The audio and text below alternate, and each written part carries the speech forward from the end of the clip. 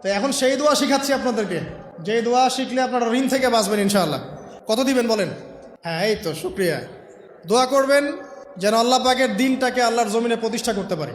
আমার সাথে বলেন, দোয়াটা হচ্ছে আল্লাহুম্মা ইকফিনি বিহালালিকা আন হারামিকা ওয়া আগনিনি বিফদলিকা আম্মান সিওয়াকা।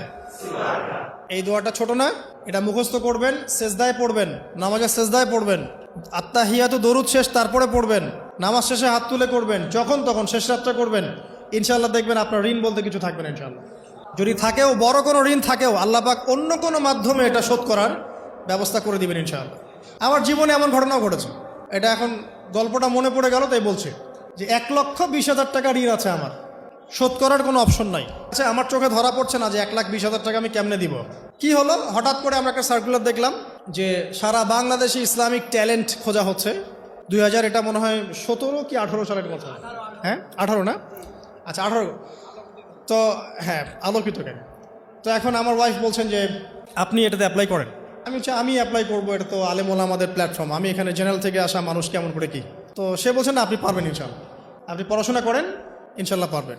তো আমি দেখছি আগে প্রাইস কি আছে, কষ্ট তো করবো, আগে দেখি পুরস্কারটা কি। তো পুরস্কারটা দেখছি যে একটা ওমরা করাবে। ওমরা করা তো যে কারোর জন্য একটা মানে স্বপ্নের ব্যাপার না। ওমরা করা তো সবাই আমরা খুব পছন্দ করি, আল্লাহ পাক আমাদেরকে বেশি বেশি ওমরা করার তৌফিক দেখ। আর লেখা আছে যে ফার্স্ট প্রাইজ 3 লাখ টাকা, second prize 2 lakh, third prize হচ্ছে 1 লাখ টাকা। আচ্ছা ঠিক আছে,